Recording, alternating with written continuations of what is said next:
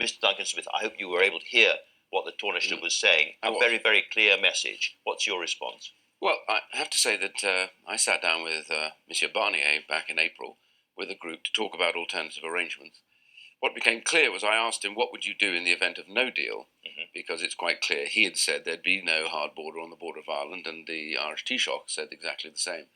So I asked, well, lay out what your proposals are, and we had already proposed alternative arrangements and to work on those quickly.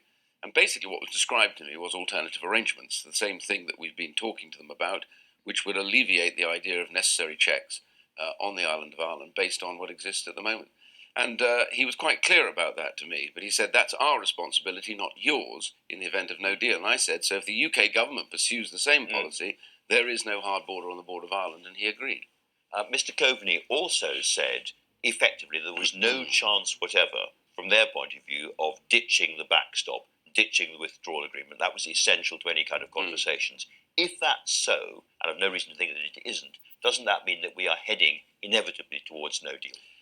Well, Boris Johnson, I think, has been very clear about this. He said, even on Monday, that the deal as it stands right now is dead, and there's no point in trying to fiddle or twiddle it. The reality is there are huge elements in it which simply are inoperable in the UK. So we prepare to leave without a deal. By the way, that's notwithstanding the other mini arrangements that have been made. Over 17 have been done on freight, on cabotage, and all these things that are going on at the moment, separate to that, but without the withdrawal agreement. But at the same time, I think it's wholly feasible for us to engage the EU in that period, and Ireland particularly, to discuss actually how you make this work in the event that the UK wants to leave on either a standstill or whatever. I asked him about the standstill thing, and he said absolutely no way at all. We can't accept that. Which again suggests that we're heading towards no deal.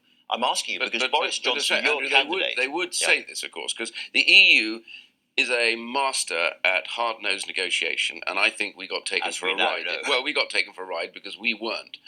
They do it all the time with other countries. They treat us like a third world, like a third country, and then they say, right, that's it. This is our position. So they've held their position on this, but they would say that. They're not going to negotiate in public. They're going to say they won't engage, but I am certain that they will engage to discuss what the alternatives are. Otherwise, they want us to leave with no deal, in which case that's very clear.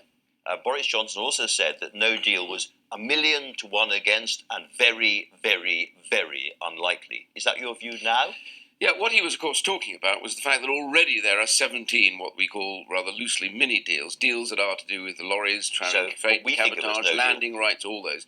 The point that's been done is a kind of Remainer view of life is it's Armageddon or the withdrawal agreement. It's not like that. There are a whole series of arrangements that have to take place between the two of us to make sure that whatever happens, that goods and trade flow between the two, but whether or not you have tariffs or regulatory issues is a different issue altogether. So there is a set of arrangements, that's what he's talking about. There is also a big problem facing the new Prime Minister, whoever it is, immediately, that there are so many Conservative MPs determined to work with opposition parties to stop no deal happening in Parliament. What's your message to them today? Well, to those who would rebel, I mean, rebelling is a legitimate form if you disagree with government policy. I have always had a very simple view. I didn't agree with government policy back a few years ago over the cuts to the welfare system, and I resigned before even attempting to rebel. My general view is if you're in government, you back the government, and if the government has a whip on, you must vote with the whip. If you don't, well, it's quite legitimate and very honourable to resign and say I can no longer agree with the government. But we may get onto that subject a little bit later in the programme. But in terms of the argument being made by the Tory rebels, they say, listen, we are trying to preserve the effective sovereignty, the working practices of Parliament. That's what this is all about. And it would be entirely wrong to suspend, prorogue or lock up Parliament during the most dangerous part of this negotiating process. What's wrong about that? Well, the truth is, this rather ancient word about proroguing, which doesn't mean anything to everybody, is what happens all the time in Parliament when we have a Queen's speech. We have to have Parliament go down before it comes back and a new Parliament formed.